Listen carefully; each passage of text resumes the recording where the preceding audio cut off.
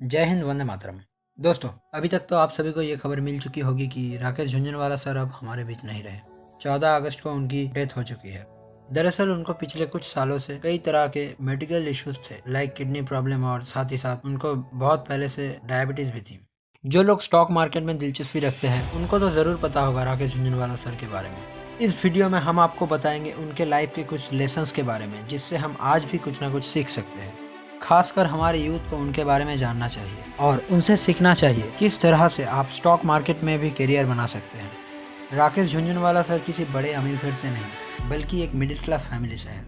उनके father income tax department के commissioner थे। उनको स्टॉक मार्केट में काफ़ी दिलचस्पी थी। अपने पिता की बात मानते हुए राकेश सर ने डेली न्यूज़पेपर में स्टॉक के बारे में पढ़ना शुरू कर दिया, जिसके बाद उन्होंने स्टॉक मार्केट पे ही अपना करियर बनाने का सोचा।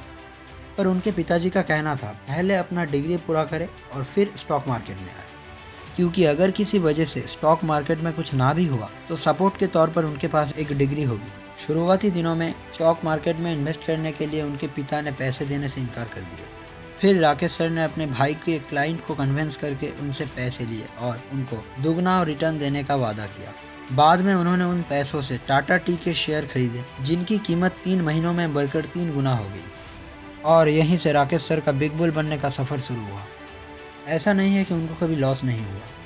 शुरुआती दिनों में उनकी भी स्टॉक मार्केट में हालत कुछ खास अच्छी नहीं थी। राकेश सर हमेशा रिस्क लेने में विश्वास रखते हैं।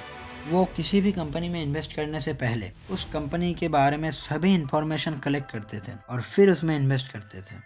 राकेश झुनझुनवाला ने अपनी ज़िंदगी के सबसे बड़े रिस्क और प्रॉफिट कमाया 1992 में हुआ हर्षद मेहता स्कैम के टाइम, और उसमें उनका साथ दिया उनके गुरु और डी मार्ट के फाउंडर राधा कृष्ण धमानी ने। उन्होंने कहा बिना किसी कारण ही स्टॉक के प्राइस हाई हो रहे हैं, शायद कोई स्कैम है, और स्टॉक को शॉर्ट सेल करने का सलाह दिया। और फिर धमानी जी की बात मानते हुए राकेश सर ने उस समय अपने लाइफ का सबसे बड़ा प्रॉफिट कमाया। 91-92 when Harshad Mehta in the scam, I think I made my biggest wealth. I made a lot of money even in the Ketan Parekh time. I made a lot of money when the अब सिर्फ risk लेकर ही Rakesh sir इतने बड़े आदमी नहीं बने। उनकी एक और फिलोसफी है, हैव पेशेंस। वैसे तो हर कोई कहता है हैव सम पेशेंस, पर स्टॉक मार्केट की दुनिया में यह काफ़ी ज़्यादा ज़रूरी है। इसका सबसे बड़ा एग्जाम्पल है जब राकेश सर ने टाइटन के स्टॉक 5 रुपए में खरीदे थे और बस सिर्फ कुछ ही सालों में उनके प्राइस 80 रुपये हो गए और फिर से घटकर 30 रुपये हो गए। इस टाइम पे नॉर्मल इन्वेस्टर सोचता है स्टॉक सब मार्केट से निकाल लेते हैं, एटलीस्ट कुछ तो फ़ायदा होगा।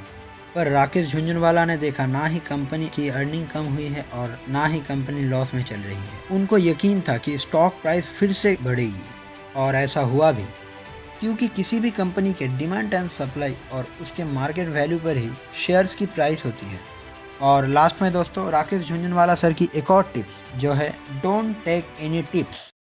उन्होंने खुद ही कई बार कहा है कि ज़्यादातर न्यूज़ रिपोर्ट तो फेक होते हैं, खासकर स्टॉक को लेकर। आप अगर खुद एनालाइज करके इन्वेस्ट कर सकते हो तो करो, या फिर आप किसी म्यूचुअल फंड में इन्वेस्ट करो।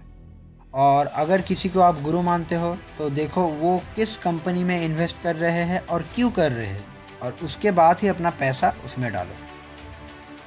ये थे दोस्तों उनके लाइफ के कुछ लेसन्स स्टॉक मार्केट को लेकर। राकेश झुनझुनवाला आज तो हमारे बीच नहीं रहे, पर उनके लेसन आज भी हमारे लिए काफ़ी वैल्यूएबल है, खासकर जो लोग स्टॉक में इन्वेस्ट करना चाहते हैं। आज का वीडियो यही तक है दोस्तों।